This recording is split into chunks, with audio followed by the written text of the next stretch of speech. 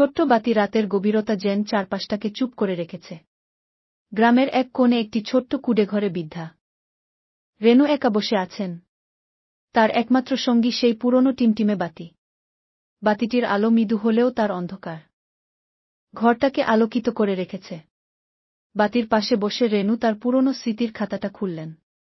সেই খাতার পৃষ্ঠাগুলোতে ছিল তার জীবনের নানা সুখ দুঃখের গল্প। প্রথম পৃষ্ঠায় ছিল তার ছোটবেলার কথা।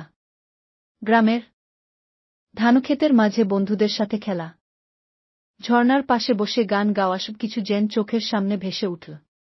পরবর্তী পৃষ্ঠাগুলোতে ছিল তার বিয়ের গল্প। শ্যামল তার স্বামী কত সুন্দর করে প্রতিদিন তাকে হাসাত। কিন্তু একদিন শ্যামল শহরের বড় হাসপাতালে ভর্তি হলেন এবং আর ফিরে এলেন না।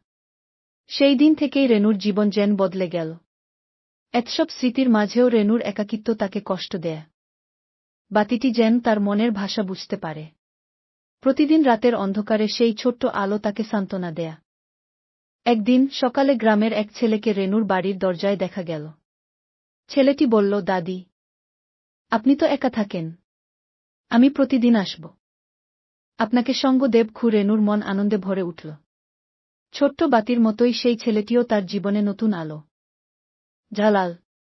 মোরাল, জীবনে একাকিত্ব এলেও ছোট ছোট আনন্দ খুঁজে নিতে জানতে হয়। আলো সবসময় আসে, শুধু সেই আলোকে গ্রহণ করার মন থাকতে হয়।